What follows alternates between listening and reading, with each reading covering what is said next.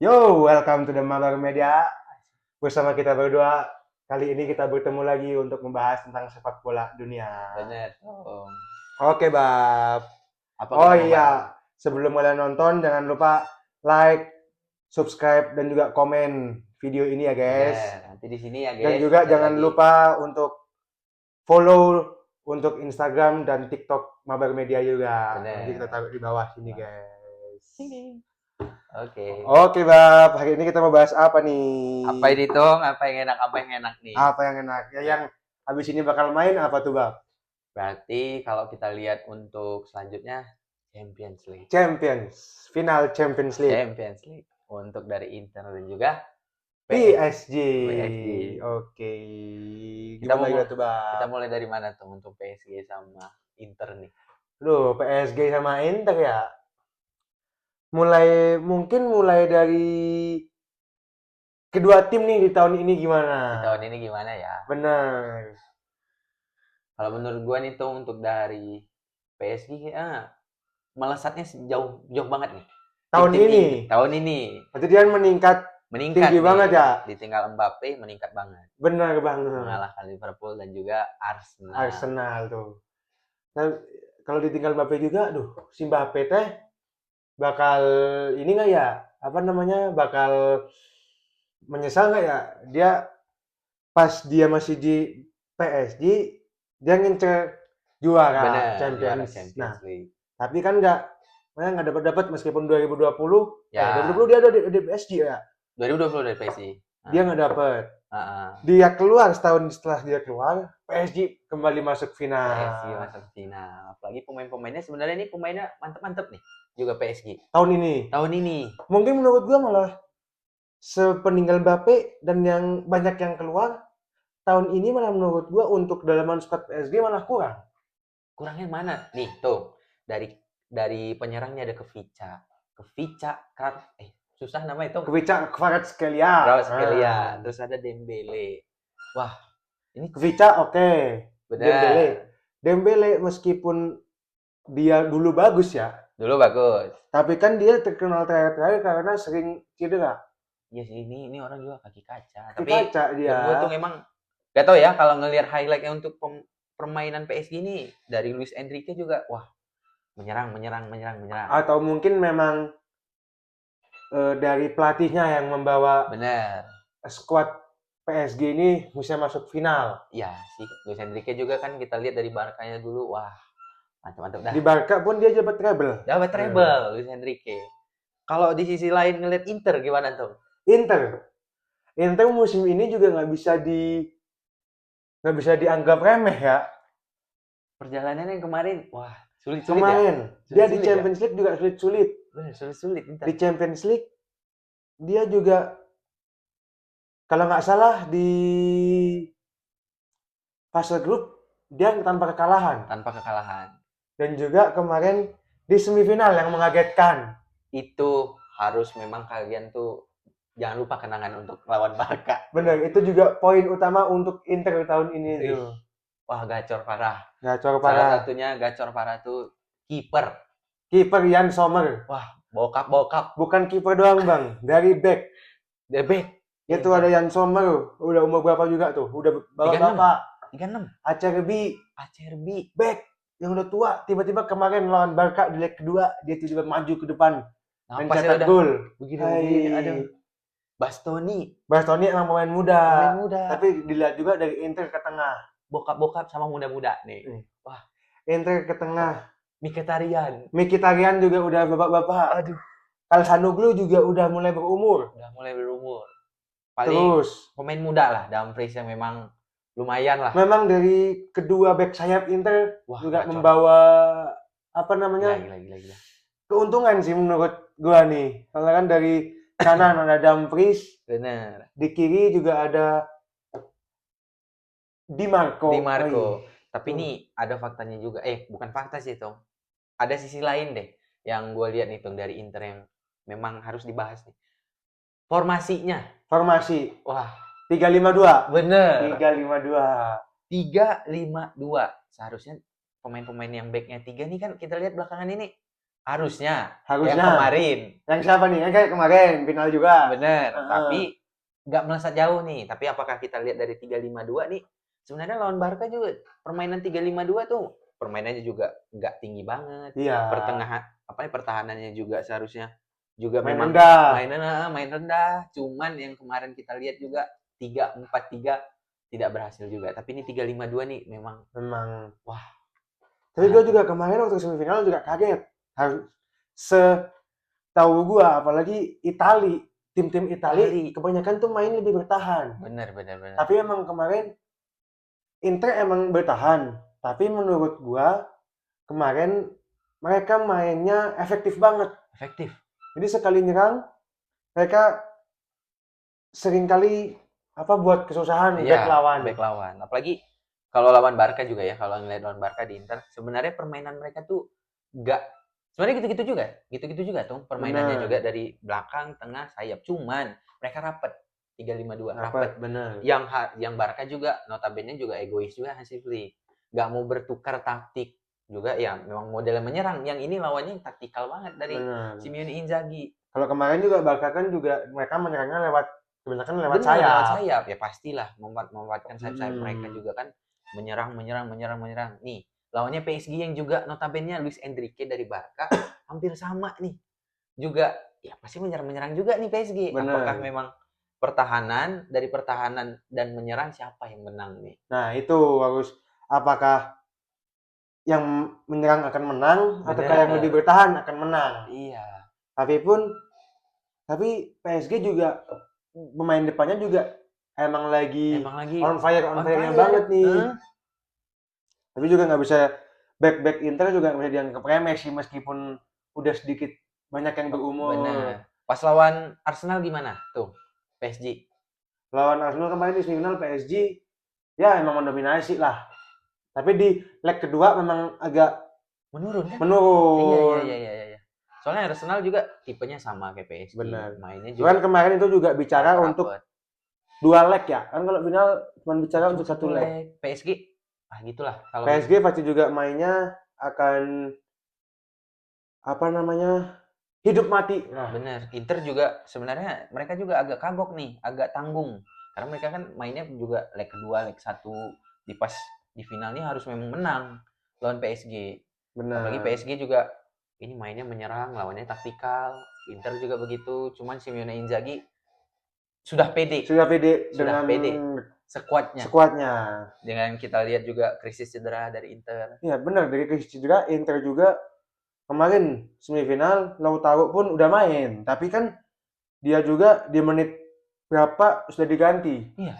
Sementara kemarin juga untuk PSG kemarin dia di Liga juga masih menyimpan tenaga untuk final ini. Nah, apalagi ini bingung juga sih ini kedua tim yang satu bertahan dan yang satu menyerang. Tapi emang kita lihat yang pas lawan Barca juga Inter aman-aman aja. Nggak yang tertekan banget, yang bener. Mainnya juga passing-passingnya juga aman, lawannya padahal Barca gitu yang harus mendominasi.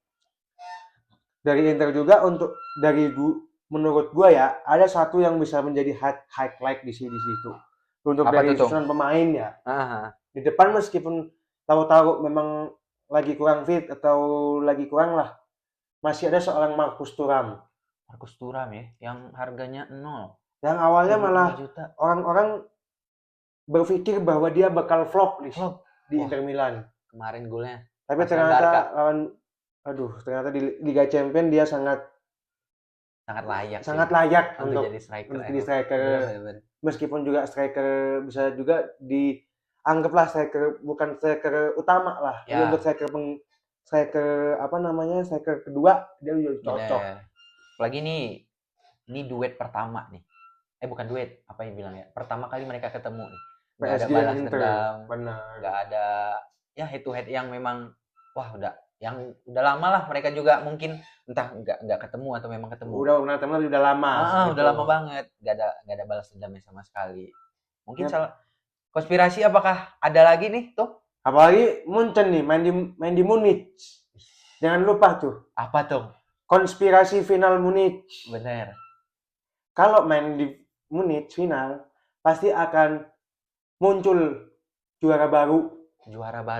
Benar. Kemungkinan siapa? Pasti PSG. Pasti PSG ya. Kalau bicara tentang juara baru, soalnya untuk Inter Milan, mereka udah pernah juara di Liga Champions sendiri. Bener. Soalnya Inter juga, ya kita lihat udah memang sejarahnya juga udah bagus-bagus. Pernah udah treble. Kita lihat PSG juga udah lama banget nih gak juara. Bener. Konspirasi ini ada lagi nih berarti. Tapi kalau ngomong-ngomong piala nih, Bab, kedua tim juga ada fakta menarik sih dari kedua tim di tahun ini. Apa tuh? Untuk dari sisi Inter Milan, mereka di Liga Domestik ataupun di piala domestik, mereka tahun ini tidak sama sekali dapat piala. Dari Liga Italia, kemarin mereka juga beda 1 poin aja sama Napoli. Terus di Coppa Italia, ya, di semifinal mereka kalah ke AC Milan. Untuk Inter Milan, mungkin ini sih satu-satunya harapan piala di tahun ini. Inter. Sementara untuk PSG, tahun ini mereka berpeluang dapat quadruple kalau ini juara. Bener, quadruple-nya di Super Cup lagi ya? Super Cup. Bener. Untuk di domestik, mereka udah juara 3-3-nya. Untuk Liga Prancis mereka juara. Terus Coupe de France mereka juara. Ya. Terus satu lagi ada Piala Prancis lah. Iya, Piala Prancis. Mereka juara juga. Berarti udah treble domestik. Kalau ini juara, berarti bisa dihitung treble winner ya, wah. Treble winner. Aduh. Apalagi kalau Super Cup juara, wah, quadruple mereka tahun ini. Untuk kalian fans-fansnya PSG, wah, siap-siap. PSG kalian. Yang awal musim nggak diperhitungkan, ternyata malah mereka yang melaju sejauh ini. Tapi banyak orang memang bilang dari PSG ini permainannya juga mulus, klinis. Bener. Dari segi pokoknya menyerang klinis. Segi menyerang sangat. Ini Luis Enrique memang benar-benar pintar nyari pemain. Sangat pintar Luis Enrique. Klinis banget debatnya. Lagi Dembele tuh. Apakah Ballon d'Or Dembele? Bisa jadi ya, Dembele ya. Apalagi Dembele juga, kalau ngomong tentang Dembele, Prancis masih masuk ke semifinal turnamen antar negara-negara UEFA Nation League.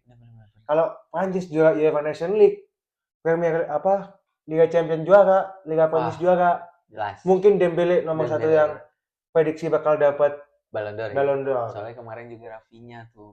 Tapi Rafinha gagal di Champions League. Aduh, juga Rafinha nggak jadi. Ayo ngomong-ngomong, hari ini lu udah pakai baju PSG nih. Apa jangan lu fans PSG ya? Bukan tuh. Oh, bukan. Fans ntar deh. Kita juga nggak bisa kasih tahu masing-masing fansnya. Ini memang ya udah mempersiapkan aja tuh untuk nanti. Yang sama ya. Tapi memang gue tuh pilih PSG. Lu PSG lu. Soalnya mainnya kan menyerang, apalagi kan 3 nih, lagi musim-musimnya 3 nih. Antonio Conte juga juara nih dari formasi 3 kan Antonio Conte? Bener, 3. Iya kan? 3 back. 3 back. Kalau ngomong 3 back kan berarti Inter Milan yang juara dong. Kenapa lu PSG? Iya juga ya. Nah, oh iya, Inter. Oh iya, betul. Tapi PSG deh. PSG. Suka Kovica. Tapi bener sih sama. Gue untuk final ini prediksi PSG sih yang bakal juara. Lu konspirasi apa memang segi? Kalau gue bukan konspirasi. Lu banyak konspirasi nih. Kalau gue soalnya gue nih mikirnya Inter tuh tenaganya udah habis kemarin di semifinal waktu lawan Barcelona, udah mati-matian di situ dia. Liga Italia lagi ya.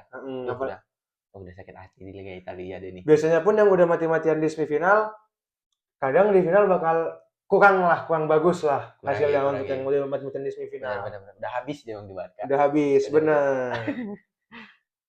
Terus ada apa lagi yang bisa kita bahas dari match untuk final Champions League nanti nih? Mungkin dari squad kali, Tom. Dari squad emang lagi. Dari PSG sama Inter.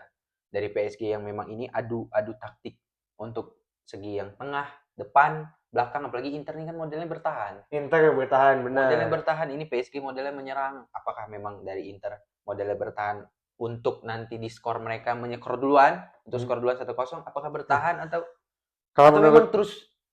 Kalau menurut gua untuk Inter ya, kalau mereka kemarin waktu lawan Barca, kemarin kan 2 back sayap kelihatan lebih menyerang. Kelihatan lebih menyerang. Karena memang posisinya gitu, formasinya.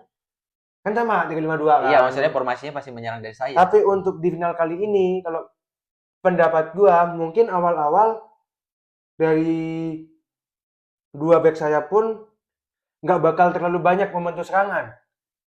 Back sayap nggak bisa membantu serangan. Bukan nggak bisa, mungkin kurang ya. Lebih main aman untuk aman. Inter.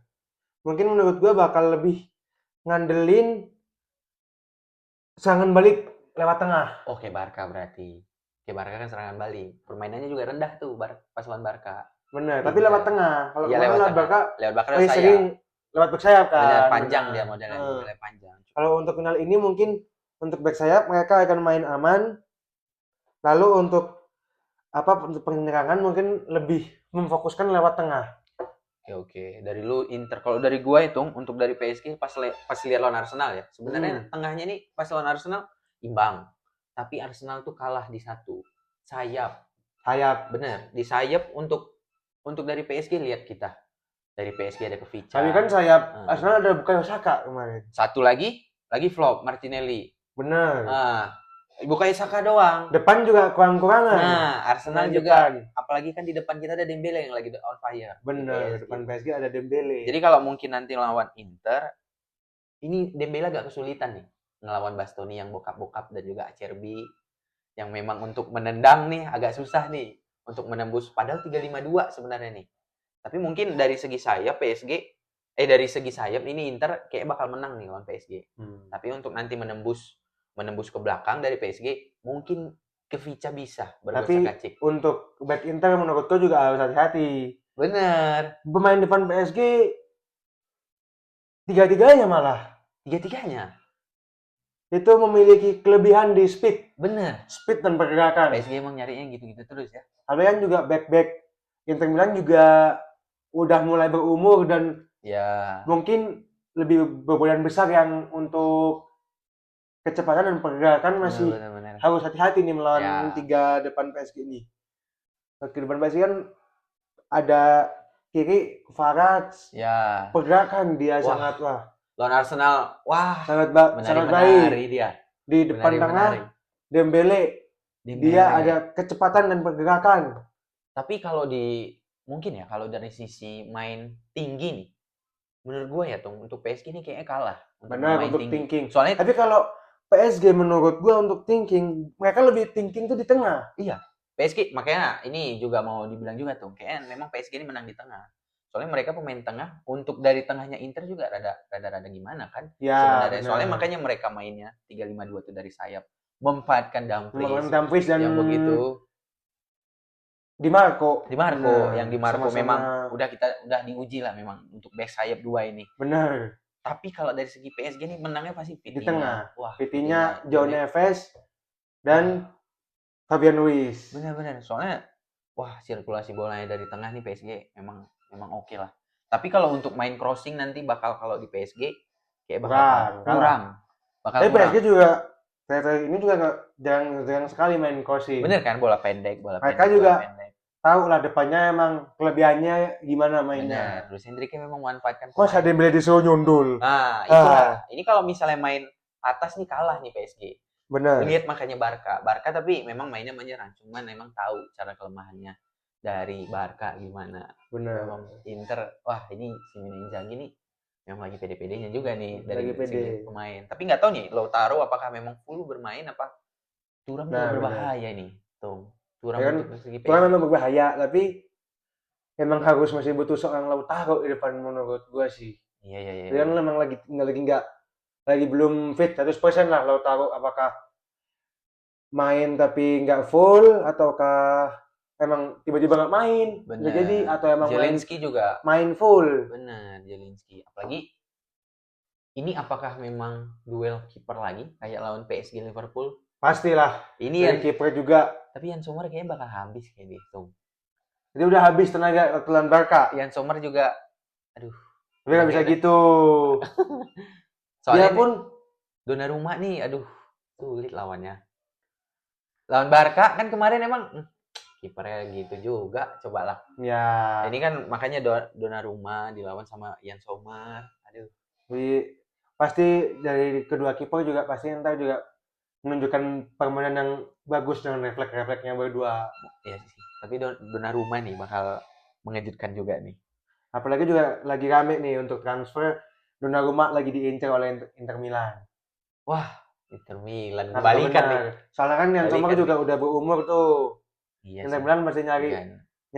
kiper baru juga. Benar. Apakah Donnarumma mau nunjukin ke Inter Milan kalau dia cocok ke Cocok. Inter Milan atau Benar. dia lebih nunjukin ke Benar. PSG-nya? PSG juga nih belum ada rumor-rumor juga nih. Habis championnya gimana, masa depannya gimana, Luis Enrique. Mungkin kita ngebahas statistik kali ya, Tom ya. Statistik, oke statistik. Untuk Kedua tim. statistiknya kita lihat lagi ya. Ada fakta-fakta menarik nggak dari PSG sama Inter juga. Tapi katanya memang fakta menarik di sini di Inter. Kenapa lebih Inter? Di Inter tuh Simone Inzaghi yang tadi gue bilang juga Tom. Udah pede dia. Udah pede, berarti udah pede. Benar, Itu benar. udah bagus untuk perawalan ya. Tapi udah jangan terlalu bagus. pede ya Bener. kalau di final. Ingat, jangan terlalu pede. Terakhir ada yang pede malah gak jelas tuh. Jangan terlalu pede. Tapi ya udahlah, untuk Inter bisa kita dukung juga. Untuk statistik, sebenarnya nih lagi krisis cedera juga nih PSG. Enggak krisis cedera sih. Nggak krisis. Cuman Kipembe ya berarti ya. Bener. Kita lihat nih, kalau dari segi PSG sama Inter, menangnya ke PSG 41%.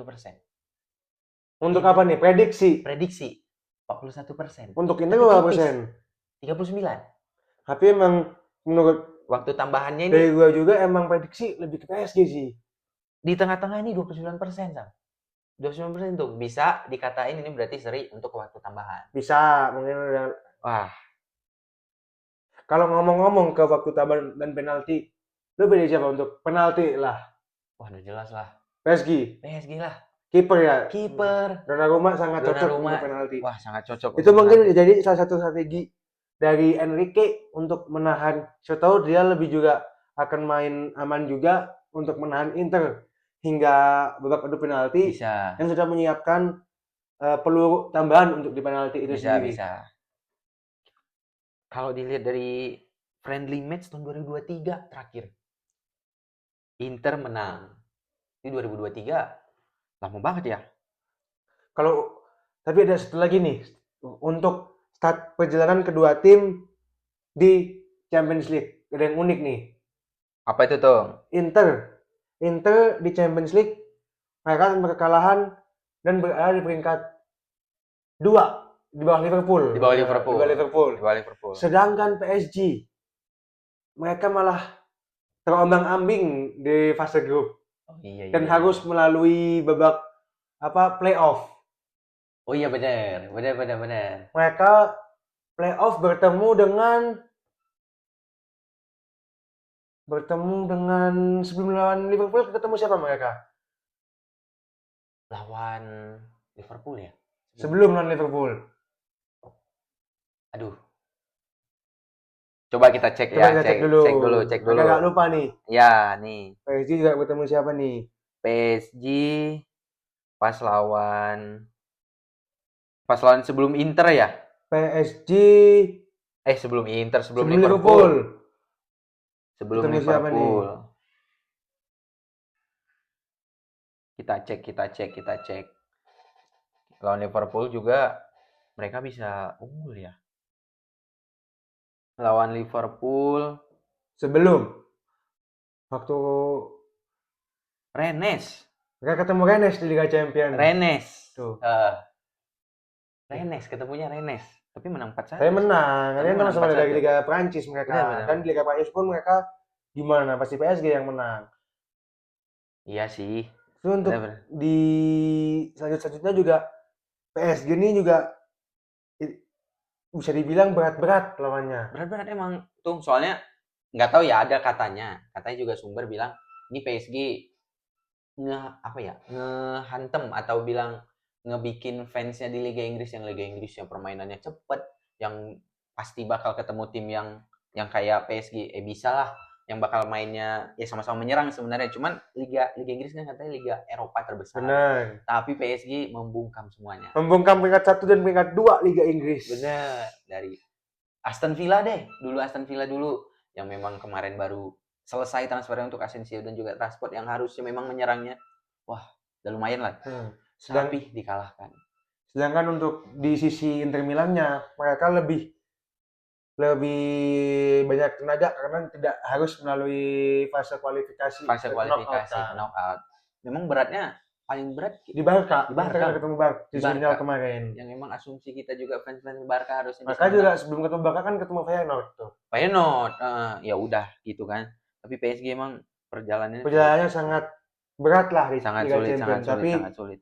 Ternyata nggak disangka mereka bisa melaju hingga sejauh ini. Bener. Tapi kalau dari segi statistik sebenarnya agak kurang kalau PSG sama Inter. Paling emang pemain yang memang harus kita lihat dari pertandingan mereka juga kan.